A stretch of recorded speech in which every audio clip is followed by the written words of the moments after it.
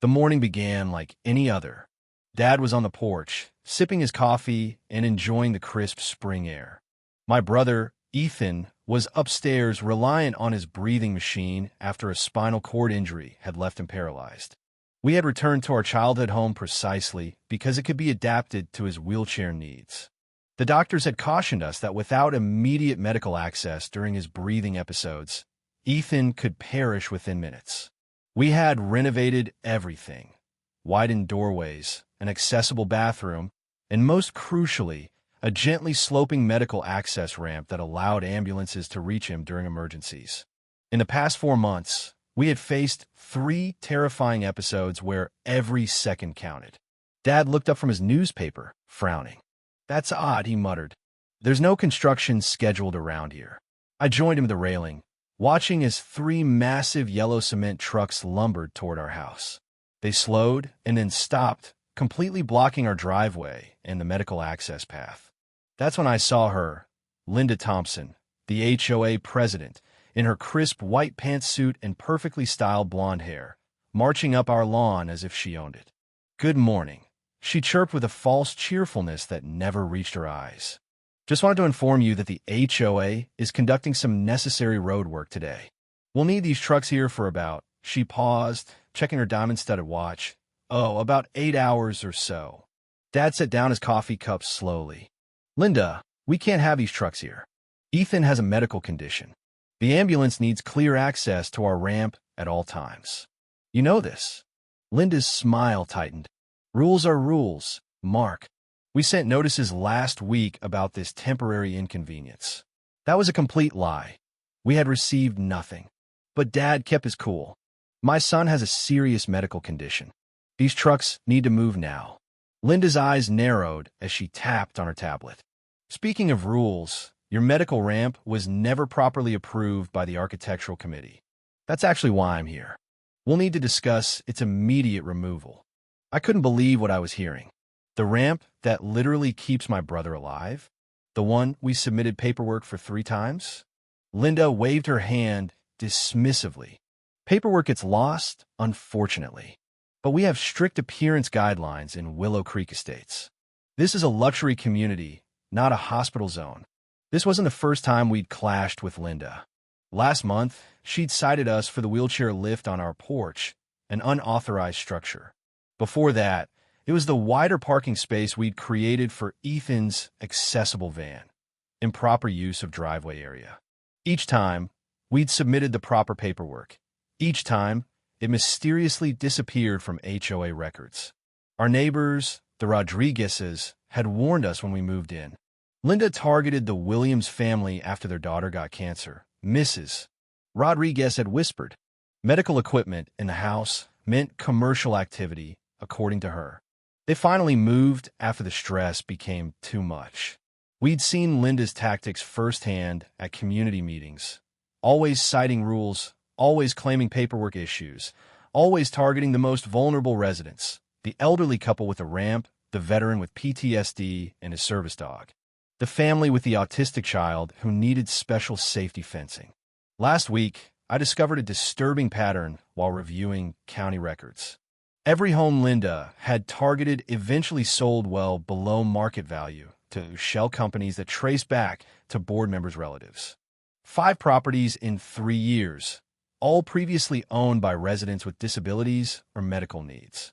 When I brought this up at the last HOA meeting, Linda had cut me off. "We're not discussing conspiracy theories at official meetings," she'd said, banging her gavel. Later that night, we received our first official warning about the medical ramp. The same ramp they'd verbally approved months ago.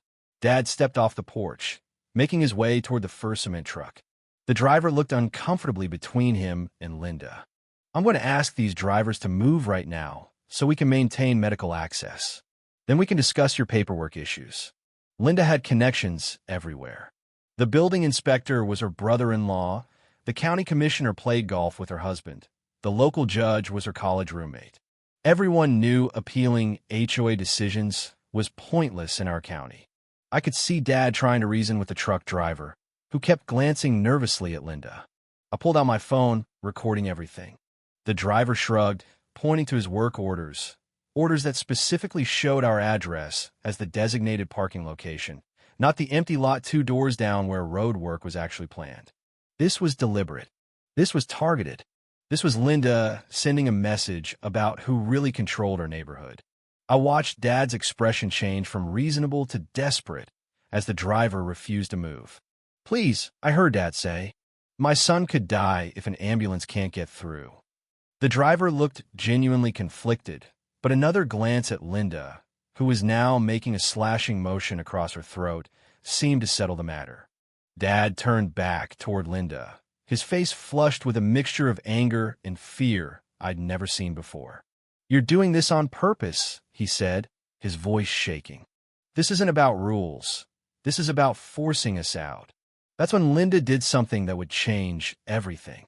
She physically stepped in front of my father, her manicured hands shoving him backward with surprising force. "You will not interfere with official HOA business," she snapped. My 65-year-old father lost his balance, falling hard onto our front lawn. I ran to help him up, his hands scraped and bleeding from breaking his fall. "Have you lost your mind?" I shouted at Linda, who stood over us, her face contorted with anger. "This is assault." Linda straightened her designer jacket.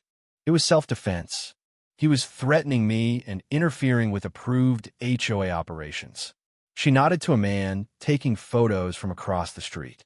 "My assistant captured everything. The trucks stay where they are.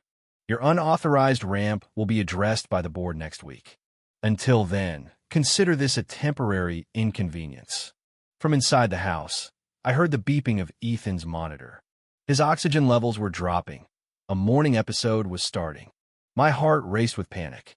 "We need an ambulance right now," I shouted, pulling out my phone.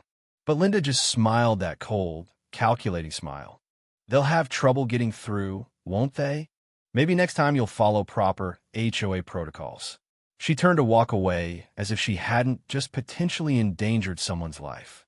I helped Dad inside to check on Ethan while frantically explaining the situation to the 911 dispatcher.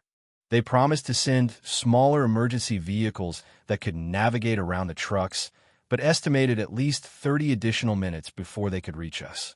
Dad pressed a towel against his bleeding hand, watching Ethan's oxygen levels continue to drop on the monitor. "We can't wait that long," he said, his voice breaking. I didn't know what to do, so I called the one person who always knew how to handle impossible situations, my older sister, Rachel. I left a frantic voicemail, my voice shaking, explaining everything. I never expected what would happen next. What Linda didn't know was that Rachel wasn't just a concerned sibling. She was Special Agent Rachel Donovan, the Assistant Director of the FBI's Public Corruption Unit. And by pure luck, or fate, she had been on her way home that very morning to surprise Ethan with a visit. As Ethan's breathing grew more labored and paramedics were still navigating back roads, trying to reach us, I watched helplessly through the window. Linda had set up a lawn chair next to the cement trucks, sipping a sparkling water and scrolling through her phone, occasionally glancing toward our house with a smug smile.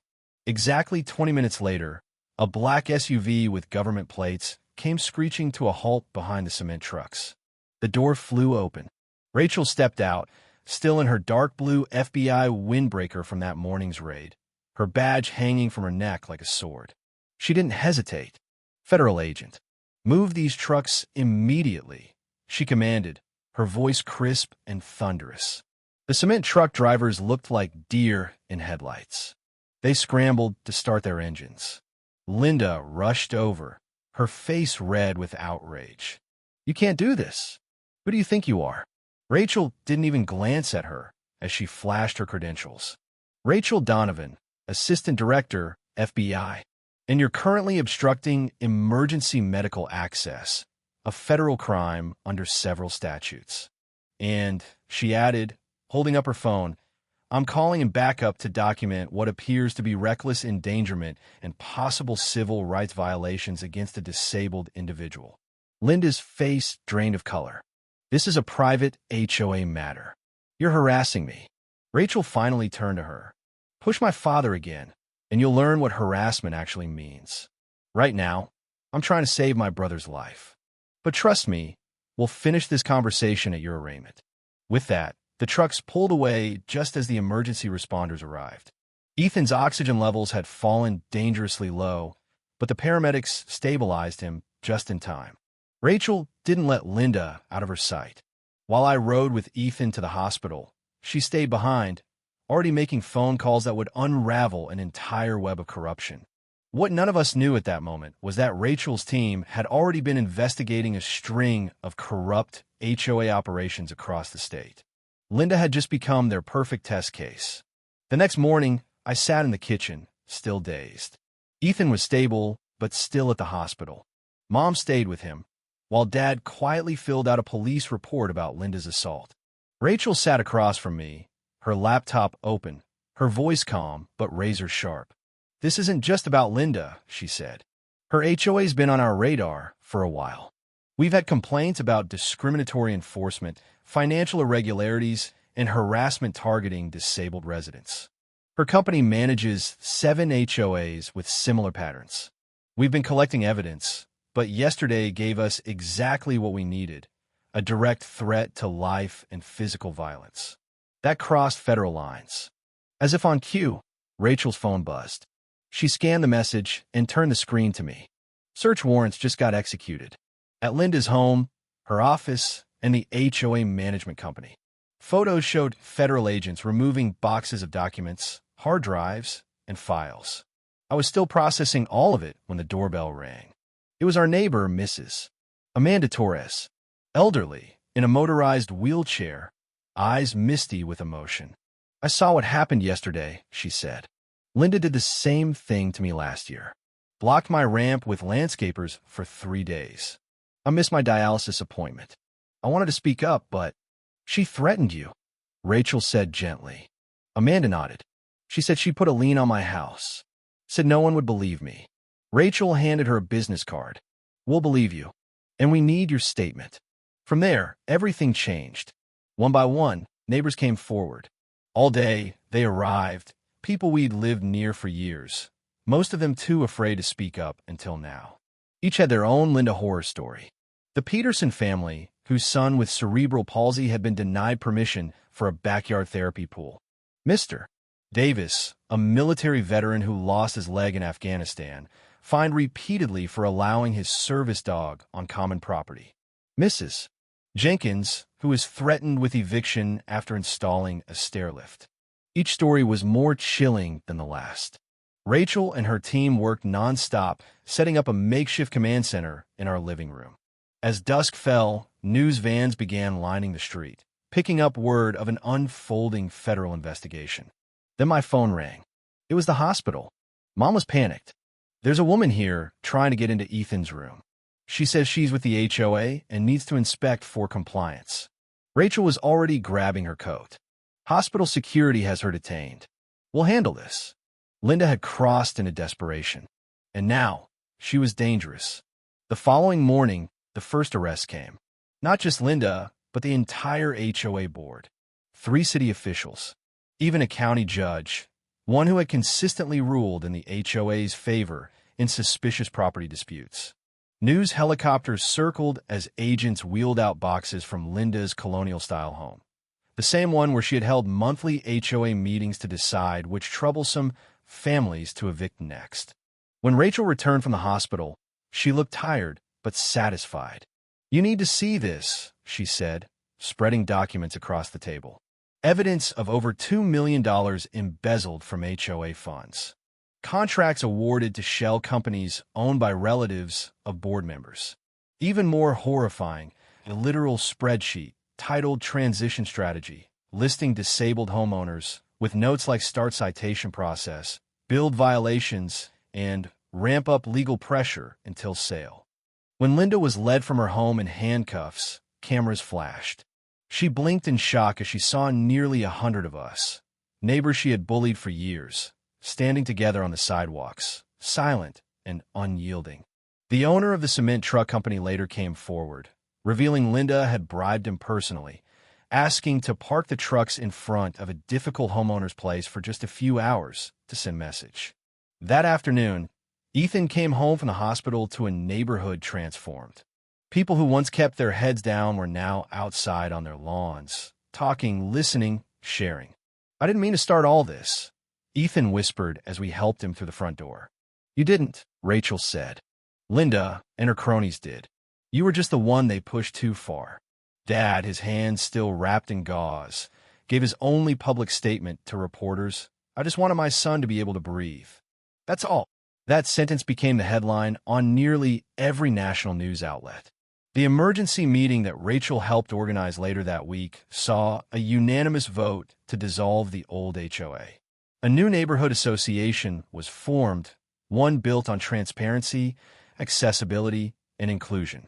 Their first act? A community-wide emergency response plan, ensuring no driveway, no ramp, and no resident would ever be blocked again. Linda's trial is scheduled for spring. Federal prosecutors say the evidence is overwhelming. As for us, this morning, I watched Ethan will himself down the very ramp Linda tried so hard to erase. Kids waved at him from across the street. Parents no longer told them to avoid the sick guy's house. He smiled back. For the first time in years, it felt like we could all breathe again.